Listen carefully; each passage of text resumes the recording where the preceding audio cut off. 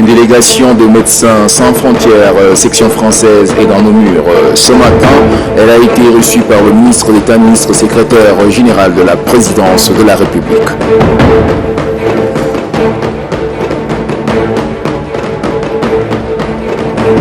Dans cette édition, nous allons faire immersion dans un camp agricole à 33 km de N'Djamena, une initiative de Aya Tchad qui vise à former des jeunes dans le domaine de l'agro-business.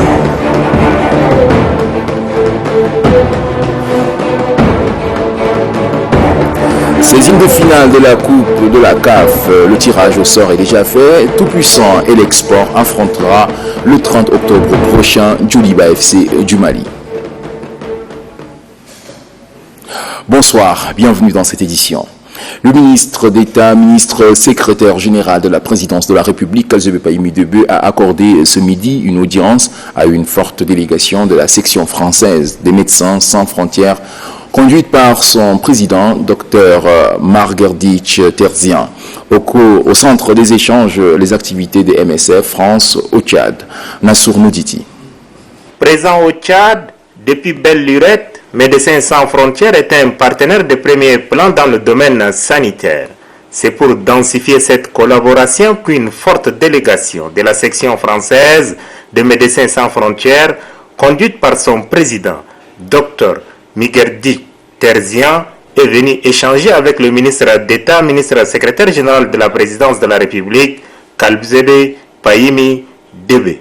À cette rencontre de travail, l'on a noté la présence du ministre secrétaire général adjoint de la présidence de la République, Hissène Brahim Taha, et 4 conseillers techniques du chef de l'État. Je me suis déplacé de la France spécifiquement pour rencontrer le secrétaire général de la présidence de la République afin d'expliquer les activités de mon organisation Médecins sans frontières dans le pays, et afin de pouvoir aussi renforcer la collaboration entre mon organisation et le ministère de la Santé publique de la République de Tchad.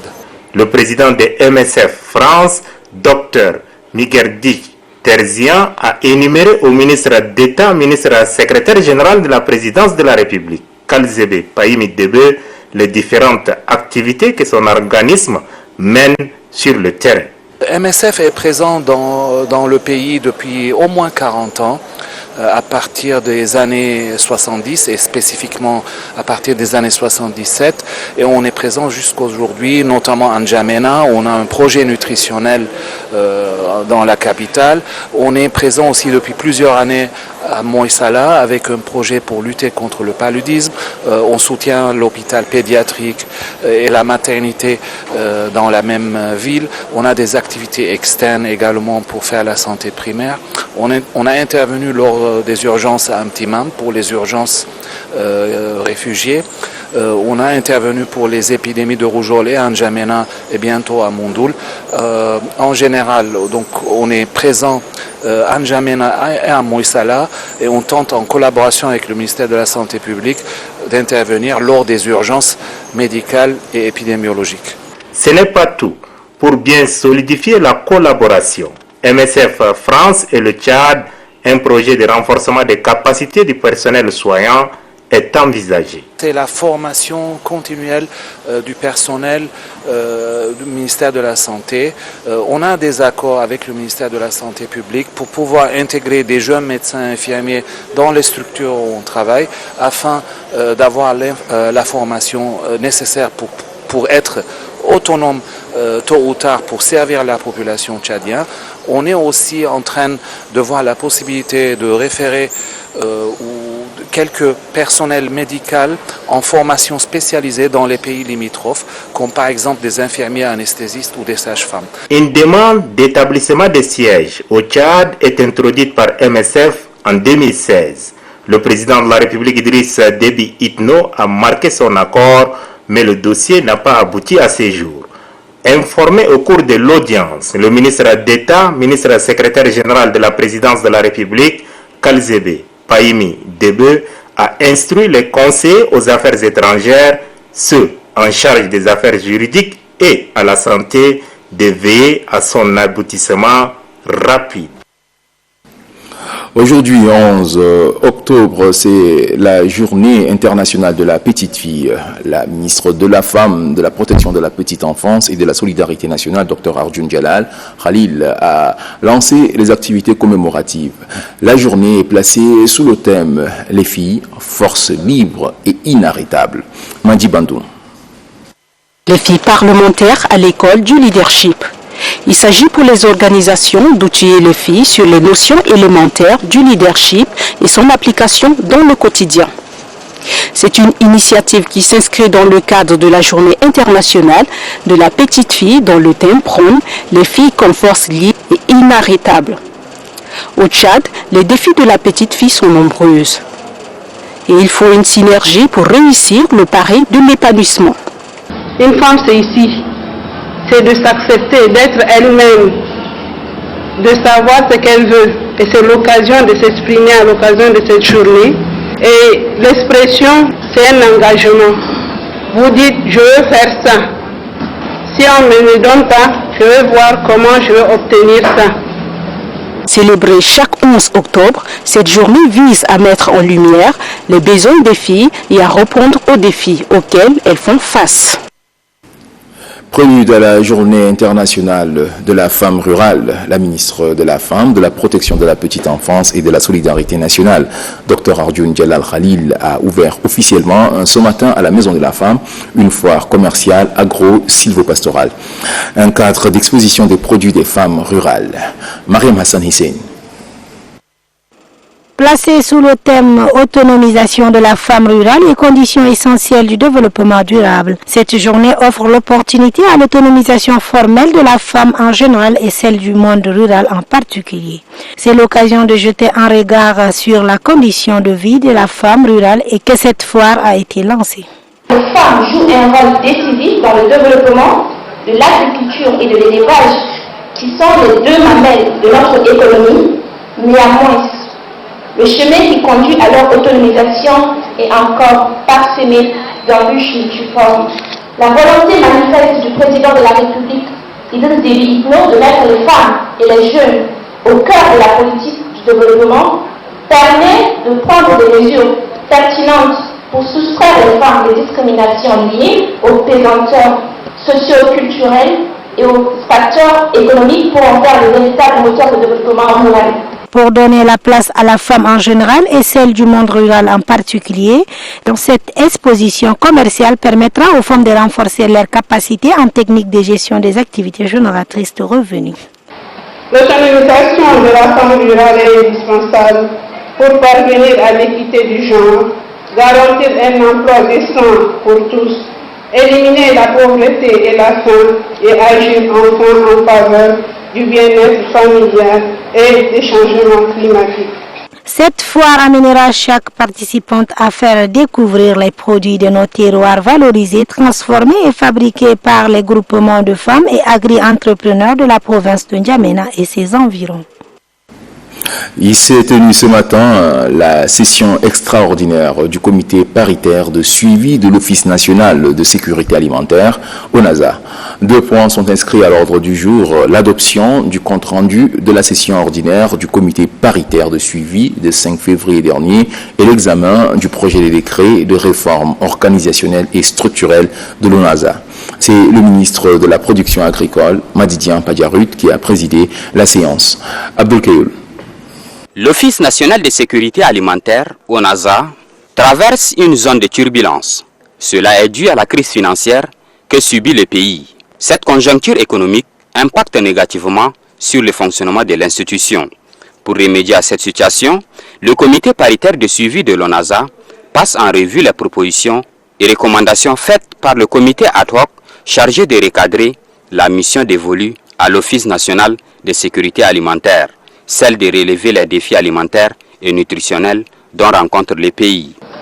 Le résultat attendu de cette session extraordinaire est l'examen et l'adoption d'un projet de décret de réforme organisationnelle et structurelle de l'ONASA en vue de pallier aux problèmes issus de l'étude diagnostique d'une part et de répondre à l'un des 2 indicateurs de l'appui budgétaire de l'Union européenne d'autre part. Ce résultat permettra donc à l'Office de jouer un rôle stratégique dans le dispositif du plan national de réponse aux crises alimentaires et nutritionnelles au Tchad.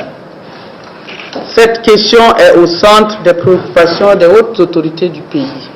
Rappelons que le comité paritaire de suivi de l'ONASA est constitué de plusieurs départements ministériels. Il est chargé d'orienter et de suivre les activités de l'Office national de sécurité alimentaire pour lui permettre d'atteindre ses objectifs. Comme on parle agriculture, allons à Mabrio, localité située dans le Chariba-Guermi. Les jeunes de différentes provinces du pays sont en conclave. Ils sont dans un camp dénommé Bootcamp, une initiative de l'organisation Ayachat. Sur place, les futurs agripreneurs mettront 7 jours pour suivre une formation théorique et pratique dans ce domaine. Alima Mabello est sur place pour les détails. Des jeunes Tchadiens, loin de leur cadre habituel, venus des différentes contrées du pays, ils sont en conclave à Mabrio-Bardé, dans le Chariba-Guermi, dans ces camps agroécologiques initiés par l'organisation Ayachat. Ces futurs agripreneurs, séduits par la terre, mettront sur place 7 jours pour apprendre toutes les astuces, théorie tout comme pratique. Toutes les dispositions sont prises. Des tracteurs, des périmètres aménagés, il y en a tout pour cristalliser la volonté et donner le goût d'embrasser l'agriculture. Beaucoup de gens se disent se lancer dans l'agriculture. Ils sont très nombreux. Aujourd'hui, c'est dans ce cadre-là qu'Ayachat a initié cette initiative, celui d'organiser le bootcamp, de le faire ressortir de leur zone de confort, de voir aussi les difficultés et surtout de revenir avec des solutions très pratiques pour eux-mêmes et pour notre avenir en commun. Ce n'est pas une balade de santé. L'ambition d'être de grands entrepreneurs agricoles est grande du côté des jeunes. Et comme la volonté y est, chacun a en main un projet et les attentes sont grandes. J'ai déjà mis sur pied un établissement dénommé Agrimax qui fait dans ce domaine, vente, équipements et produits agricoles et autres. Je veux apprendre c'est quoi le domaine entrepreneurial en agriculture. J'espère investir plus et se donner beaucoup plus à l'agriculture. Le Tchad peut attendre des jeunes comme moi que l'économie soit boostée à travers la production agricole et à travers aussi l'élevage. Au premier jour, il faut aussi visiter les parcelles. Le premier contact avec la terre est noué. Dans la foulée, ces futurs agripreneurs s'aperçoivent que le laboureur a raison quand il dit à ses enfants « La terre ne trahit jamais si on sait la fouiller et la bêcher sans laisser nulle part où la main passe et repasse ». Atelier sous-régional sur le roaming à moindre coût, les travaux ont pris fin ce matin en Djamena. L'issue est marquée par des résolutions fortes qui concourent à l'amélioration de ce secteur. Guillaume Bengueri. À faveur de cet atelier sous-régional sur le roaming à moindre coût qui a duré 4 jours, les participants ont pu identifier à travers les différents thèmes débattus durant leurs travaux les problèmes qui ralentissent la mise en place du roaming dans la sous-région Afrique centrale. Il s'agit notamment de l'absence de liaison d'interconnexion directe entre les opérateurs de la sous-région, le détournement du trafic international ainsi que d'autres difficultés. C'est aussi l'occasion pour les participants de prendre connaissance des expériences du roaming réalisées par les autres sous-régions. À l'issue de vos travaux, vous avez fait des recommandations pertinentes, assorties d'un plan d'action rigoureux. Il reste donc la mise en application de celle-ci. Aussi, il me semble nécessaire de rappeler à chaque acteur impliqué dans le projet, à savoir nos gouvernements, les régulateurs et les opérateurs, de faire de ces recommandations et du plan d'action son cheval de bataille. Nous ne pouvons réussir qu'en travaillant dans ce sens. Le secrétaire permanent de l'Association des régulateurs des télécommunications en Afrique centrale, ARTAC, Al-Hajj Ali, invite les différentes parties prenantes à prendre toutes les mesures afin de faire de ce secteur un levier de développement. Car aucune intégration sous-régionale porteuse d'espoir ne peut se faire sans cet outil catalyseur que sont les communications électroniques. Rendons-nous dans la province du Sila où le nouveau délégué provincial des finances et du budget a pris officiellement fonction.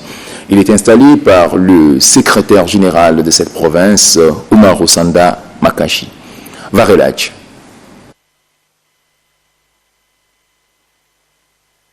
Après 1 an et 9 mois passés à la tête de la délégation provinciale des finances et du budget de Sila, Nouradine Mohamed Daoud passe le relais à Blaise Koulom Tassou, nommé au terme du décret 1550 du 19 septembre dernier. La cérémonie de passation des services présidée par le secrétaire général provincial de Sila, Oumarou Sanda Makaché III, s'était déroulée en présence des chefs de services étatiques et d'autres invités. Dressant le bilan de sa mission, le délégué sortant des finances et du budget de Sila, Nouradine Mohamed Daoud, a soutenu que la province de Sila affiche une bonne santé financière pendant la saison sèche. Mais une chute vertigineuse est constatée durant l'hivernage. À ces défis s'ajoute également l'état dégradant des pistes. Installant le nouveau délégué des finances et du budget, le secrétaire général de la province de Sila, Oumarou Sanda Makaché III, lui recommande entre autres de coordonner les activités de tous les services de recouvrement des recettes, de lutter contre la déperdition des recettes, de lutter contre la fraude qui gangrène l'économie de la province et d'optimiser des recettes en cette saison d'état d'urgence. Blaise Koulom Tassou III s'est dit prêt à conduire à bon port la délégation provinciale des finances et du budget de Sila. Cependant, il affirme compter énormément sur l'apport et le concours des collaborateurs pour la réussite de sa mission. Dans le Sila, la Fondation Grand Cœur a fait un don de matériel didactique au centre de lecture et d'animation culturelle. Objectif, renforcer les capacités des jeunes. C'est le secrétaire général de la province du Sila, Oumarou Sanda Makaché, qui a réceptionné le don. Christelle Ngarlumdana.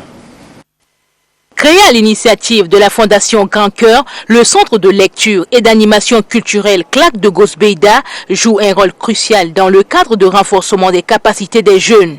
Pour lui permettre d'atteindre ses objectifs, de matériels sont mis à sa disposition à la maison de culture et des jeunes de Gosbeida. Le don de la Fondation Grand Cœur est composé de 2 panneaux solaires, d'un kit de projecteurs, 3 ordinateurs fixes, un lot d'équipements de sonorisation, des livres de lecture et d'écriture et des stabilisateurs. Le point focal de la Fondation Mohamed Aswar a soutenu que son institution appuiera toujours les efforts de l'État qui consiste à créer un cadre d'épanouissement pour les jeunes. Le délégué à l'enseignement et à la jeunesse de Sila, Bichara Assama Issa, rassure le Grand Cœur de la bonne utilisation de matériel par les jeunes. Le secrétaire général de la province, Oumarou Sanda Makaché III, apprécie à juste titre l'initiative de la Fondation Grand Cœur qui, selon lui, cadre parfaitement avec la politique du chef de l'État qui fait du développement de chaque secteur ses priorités. Oumarou Sanda Makaché III d'inviter les bénéficiaires à un geste rationnel de matériel reçu. La caravane ophtalmologique poursuit son œuvre dans le Grand Nord. Elle se trouve déjà à Bardaï dans le Tibesti pour le même objectif, soigner gratuitement les personnes souffrant de la cataracte dans cette partie du pays. Mamad Suleiman. Après la ville de Faya, l'équipe de la caravane ophtalmologique lancée par la Fondation Grand Cœur dans la partie septentrionale du pays arrive à Bardaï après avoir traversé le désert et grimpé plusieurs montagnes de Tibesti. C'est un véritable marathon. Objectif, offrir à la population des soins ophtalmologiques gratuits.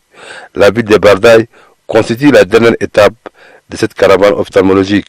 C'est le secrétaire général de la province de Tibesti, Tahir Ngili, qui a officié la cérémonie de la caravane ophtalmologique lancée à l'hôpital provincial de Bardaï par la Fondation Grand Cœur.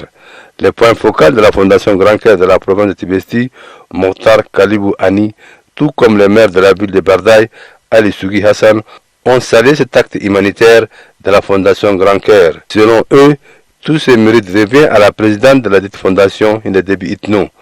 De son côté, le délégué sanitaire de la dite province, Sidi Sougui, précise que la province de Tibesti n'a pas été occultée par la première dame Hindedebi Itno. Nous remercions très sincèrement la première dame, la présidente fondatrice du Grand Cœur, Madame Hinda Abi, et aux membres de cette mission de la caravane ophtalmologique du Grand Cœur. Le chef de mission de la Fondation Grand Cœur a souligné qu'en marge de cette caravane ophtalmologique, d'autres actes de bienfaisance au profit de la gente féminine seront menés par les membres de la délégation de la Fondation Grand Cœur. La Fondation Grand Cœur a inscrit la province de Tibesti parmi les villes prioritaires de ses actions. La province bénéficie aussi des équipements, un centre de couture féminin équipé de 50 machines pour la province de Tibesti. Le secrétaire général de la dite province a relevé que la Fondation Grand Cœur appuie la population de Tibesti dans plusieurs domaines, à savoir la santé, l'éducation et l'environnement. Il a en outre remercié la fondatrice de la Fondation Grand Cœur, Hinde Bitno. Après cette cérémonie, les autorités locales et les membres de la délégation de la Fondation Grand Cœur ont visité les techniciens de cette caravane chargée de consultation des patients pour les encourager. Les imams et prédicateurs de Biltine sont à l'école du savoir. Ils suivent une formation sur la lutte contre le sida. C'est une initiative de l'Union générale des institutions de la langue arabe du Wadifira. Mamad Salianour. C'est en collaboration avec le Conseil supérieur des affaires islamiques, section de la province de Wadifira, que l'Union générale des institutions de soutien de la langue arabe a organisé cette séance de sensibilisation sur le danger de VIH-Sida au sein de la société à l'égard des imams et prédicateurs de la ville de Biltine. Pour le président provincial de l'Union, Hissène Ibrahim Abdoulaye, son association voudrait à travers cette séance de sensibilisation faire une large vulgarisation des dangers que représente cette terrible maladie. Il précise que l'implication des imams et prédicateurs dans la sensibilisation aura sans nul doute un effet positif dans la lutte contre cette maladie incurable. Le président du Conseil supérieur des affaires islamiques de Wadifira, Aliou Mohamed Abdelwahid, a suffisamment édifié les imams et prédicateurs sur le voie des contaminations, le traitement et la prévention. C'est une maladie dangereuse et nous devons la combattre ensemble, conclut-il. Le secrétaire général de la province de Wadifira, Doumro Toussé Créo, a invité les leaders religieux à sensibiliser à leur tour la population sur le danger de VIH-Sida dans le lieu des cultes et le lieu des enseignements religieux. Il a en outre fait cas les efforts continus du pays pour faire face au VIH-Sida. Le sida est là et continue à faire des ravages au sein de la société, devrait-il ajouter. Ainsi faut-il rappeler que l'Union a entrepris de telles séances de sensibilisation dans les différents établissements scolaires de la ville de Biltine.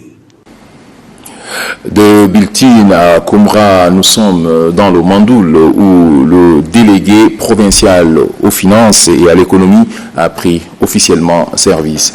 Les temps forts de la cérémonie avec Ditangé Félix.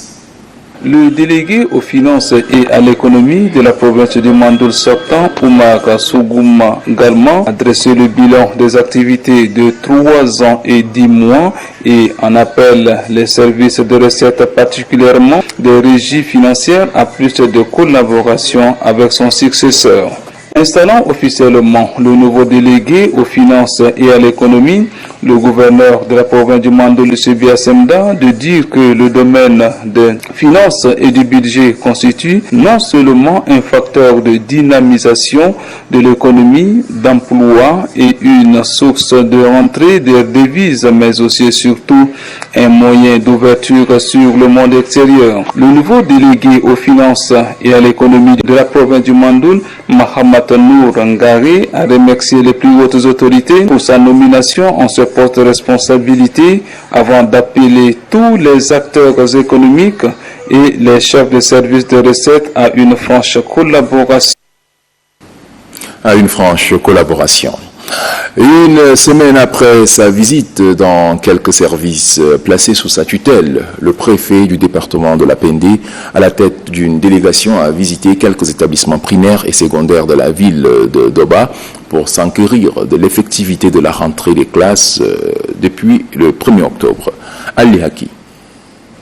C'est pour constater de visu l'effectivité de la rentrée scolaire 2019-2020 dans la ville de Doba que le préfet du département de la Pendé, Hamid Kondo Ali, à la tête d'une délégation composée du sous-préfet de Doba rural, Rapmo Kouliboui, des différents responsables des services sécuritaires, ainsi que ses proches collaborateurs, a visité quelques établissements primaires et secondaires du chef-lieu du département de la Pendé.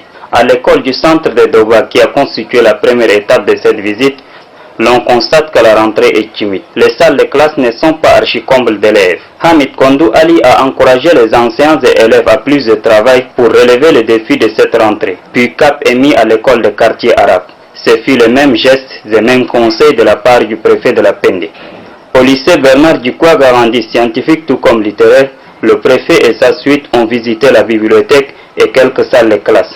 La plupart des classes font cours et les enseignants sont présents. Après avoir visité les bureaux et quelques salles de classe, le préfet a instruit le proviseur de prendre ses responsabilités, car il trouve anormal le fait qu'après plus d'une semaine de la rentrée officielle, certains anciens brillent par leur absence.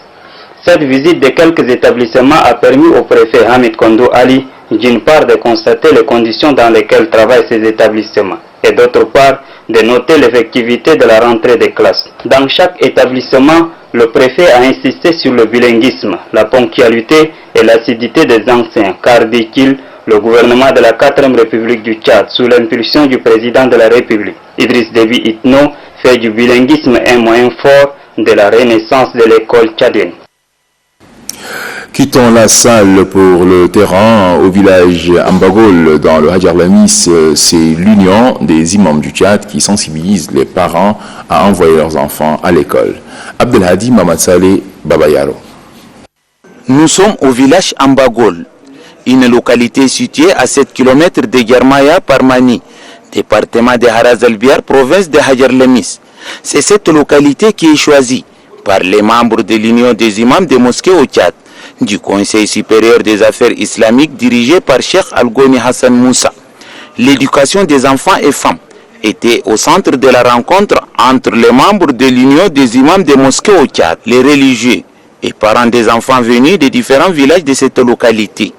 Le secrétaire général de l'union des imams des mosquées au Tchad, Mohamed Takhoursa Mohamed, le directeur des projets au Conseil supérieur des affaires islamiques, Dr Moussa Hadji Moussa et le président de l'union des imams des mosquées au Tchad, Cheikh Al-Goni Hassan Moussa, se sont relayés pour expliquer les risques que court un enfant ou une femme non éduquée.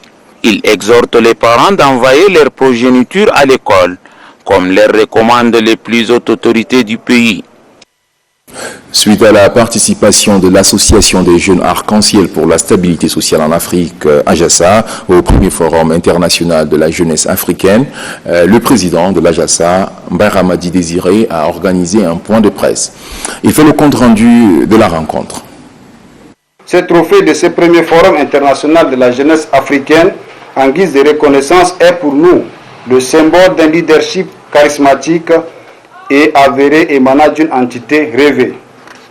Très touché en tant que jeune et représentant de mon pays à ce premier forum international, je tiens à informer l'opinion nationale et internationale que je dédie officiellement ce trophée avec amour et patriotisme à son Excellence, Monsieur le Président de la République, chef de l'État, chef du gouvernement, au ministère de la Jeunesse et à toute la jeunesse africaine dans son ensemble et tchadienne en particulier.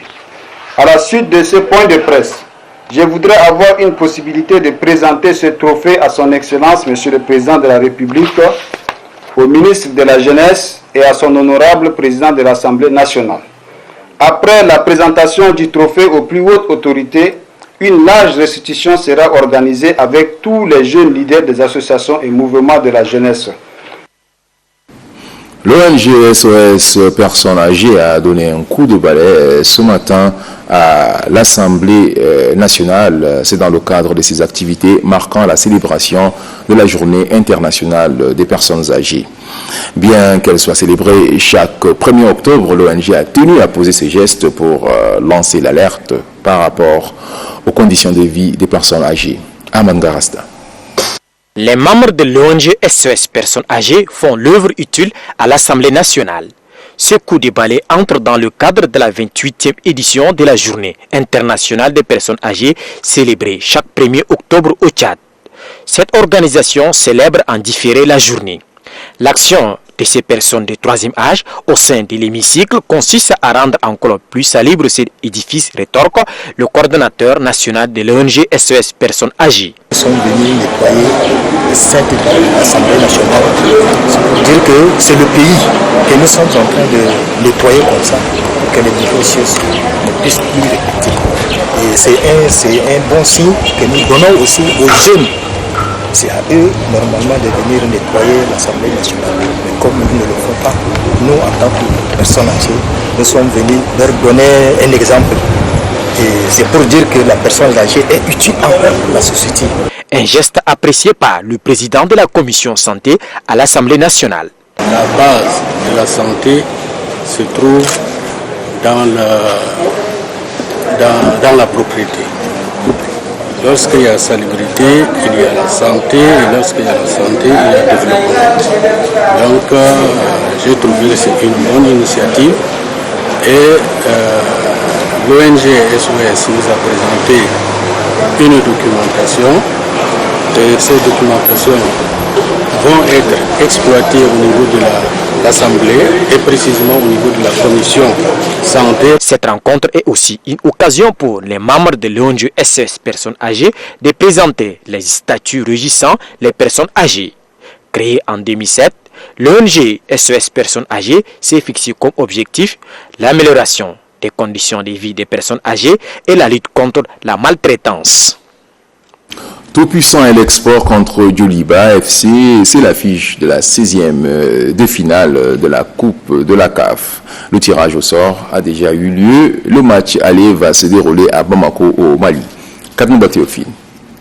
Après une victoire, 2 nuls et une défaite en Ligue des champions de la CAF, le tout-puissant Elec Sport, qui a fait une assez bonne prestation dans la plus prestigieuse compétition des clubs de la Confédération africaine de football, est reversé en Coupe de la CAF. Après tirage au sort en 16e de finale de cette seconde compétition des clubs de la CAF, tout-puissant Elec Sport croisera les Maliens de Djoliba Athletic Club. Les Rouges de Bamako qui ont éliminé les Togolais de Maranatha au préliminaire de la Coupe de la CAF ne sont pas nés de la dernière pluie. Fondé le 20 août 1960, vainqueur à 19 reprises de la Coupe et 22 fois champion du Mali, le Djoliba, qui découle du nord du fleuve Niger à Manding, n'est pas une foudre de guerre, car sur le continent, le club malien n'a pas encore inscrit son nom en lettres d'or dans les annales de la CAF. Les électriciens qui ont donné du fil à retordre au tenant du titre de la Ligue des champions de la CAF, l'Espérance sportive de Tunis, à domicile, sont la révélation des coupes de clubs de la CAF de cette année. Les jaunes noirs qui ont su répondre aux attentes du public sportif tchadien ne comptent pas s'arrêter à ce niveau de la compétition. Pour venir à bout de Djoliba Athletic Club, tout puissant Elec Sport a besoin de l'apport du public ndjaménois le 30 octobre prochain au stade Idriss Mamad Ouya lors du match aller. Voilà, mesdames et messieurs, ici s'achève cette édition. Merci à vous de l'avoir suivi. Bonne suite de programme sur Téléthéâtre.